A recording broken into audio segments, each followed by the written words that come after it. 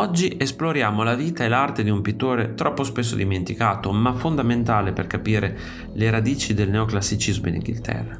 Nathaniel Dance Holland, un artista che attraversò Roma, Londra e la storia muovendosi tra pittura, politica e nobiltà. Nathaniel nasce in un ambiente privilegiato. Suo padre è George Dance il Vecchio, celebre architetto londinese. Il fratello George Dance il Giovane diventerà un altro gigante dell'architettura inglese. Lui però sceglie il pennello e si forma con Francis Ayman, figura chiave del rococò britannico. Tra il 1754 e il 1765 Dance vive in Italia, come ogni artista ambizioso del suo tempo. Roma è la sua vera accademia, qui incontra Pompeo Batoni, maestro assoluto del ritratto e della pittura di storia. È in questi anni che Dance sviluppa un linguaggio classico equilibrato, ispirato a Virgilio e al mondo antico.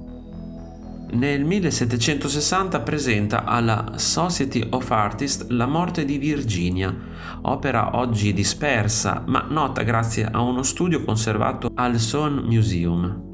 È un quadro destinato a fare storia, gli storici dell'arte lo considerano la prima vera opera neoclassica inglese capace di influenzare artisti come Gavin Hamilton. Hamilton, altro protagonista della grande stagione neoclassica, era a Roma negli stessi anni. Il dialogo tra i due sarà fondamentale. Dance assorbe temi epici e rigorosi. Hamilton consolida un linguaggio eroico. Sono i semi del neoclassicismo britannico. Tornato in patria, Dance abbandona progressivamente la pittura di storia che non gli garantisce successo immediato, si reinventa come ritrattista mondano. È un cambiamento strategico, Londra è affamata di ritratti.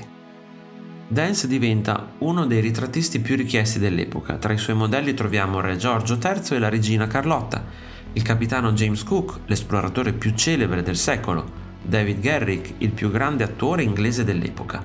Sono immagini che definiscono un'epoca e contribuiscono a costruire l'iconografia del Settecento britannico. Nel 1768, insieme ad Ayman e a suo fratello George, Dance è tra i fondatori della Royal Academy, che diventerà la più importante istituzione artistica inglese, un ruolo che dimostra il suo prestigio nel panorama culturale del tempo.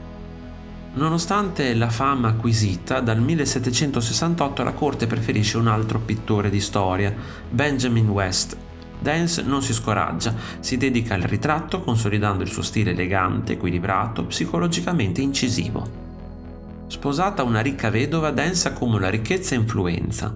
Nel 1790 entra in Parlamento come deputato. Nel 1800 ottiene il titolo di baronetto, assumendo il cognome Dance Holland, un artista che diventa aristocratico, un caso raro nella storia dell'arte britannica. Dance muore nel 1811 circondato da rispetto e prestigio, eppure il suo nome scompare lentamente dai manuali di storia dell'arte, ma il suo contributo è enorme. Ha aperto la strada al neoclassicismo inglese e ha lasciato ritratti che raccontano un intero secolo.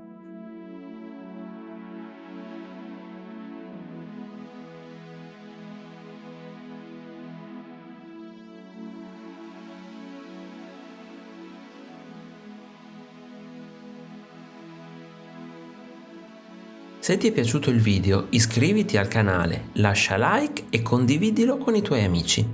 Un saluto e al prossimo video di Arte Esplorando!